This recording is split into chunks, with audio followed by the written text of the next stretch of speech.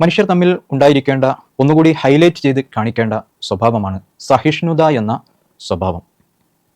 മനുഷ്യർ തമ്മിൽ പരസ്പരം സ്നേഹിക്കണം, മനുഷ്യരെ ആദരിക്കാൻ കഴിയണം, ബഹുമാനിക്കാൻ കഴിയണം. അവരിൽ നിന്നും ഉണ്ടാവുന്ന ബുദ്ധിമുട്ടുകളെയും പ്രയാസങ്ങളെയും സംയമനത്തോടെ, ക്ഷമയോടെ സ്വീകരിക്കുവാനും അവയിൽ വിട്ടുവീഴ്ച അനുവർത്തിക്കുവാനും സഹിഷ്ണുതാപൂർവം അവയെ സമീപിക്കാനും സാധിക്കേണ്ടതുണ്ട്. എല്ലാ സ്വഭാവങ്ങൾക്കും മാതൃക പ്രവാചകൻ തന്നെയാണ്, റസൂൽ തന്നെയാണ്. റസൂലിനെ കുറിച്ച് വിശുദ്ധ ഖുർആൻ പറഞ്ഞിട്ടുണ്ടല്ലോ, ഇന്നക ലഅലാ ഖുലുഖിൻ അളീം, ഉത്കൃഷ്ട സ്വഭാവങ്ങളുടെ ഉടമസ്ഥനാണ് താങ്കൾ.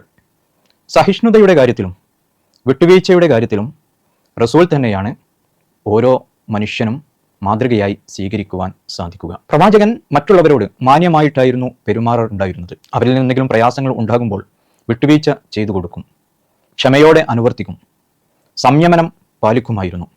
വിശുദ്ധ ഖുർആൻ ആ കാര്യം പ്രത്യേകം എടുത്തു പറയുകയും ചെയ്യുന്നുണ്ട്. വലൗ കുന്ത ഫല്ലൻ ഗലീലൽ ഖൽബി ലംഫല്ലു മിൻ ഹൗലിക, നീ പരുഷ സ്വഭാവിയും കഠിന ഹൃദയനും ആയിരുന്നുവെങ്കിൽ ജനങ്ങൾ താങ്കളുടെ സമീപത്ത് നിന്നും പിന്തിരിഞ്ഞ് പോകുമായിരുന്നു എന്ന്. അപ്പം അങ്ങനെയായിരുന്നു പ്രവാചകൻ സ്വല്ലല്ലാഹു അലൈഹി വസല്ലമയുടെ മറ്റു മനുഷ്യരുമായി ചേർന്ന് നിൽക്കുമ്പോൾ ഉയർത്തിപ്പിടിച്ച സ്വഭാവം എന്ന് കാണാൻ സാധിക്കും.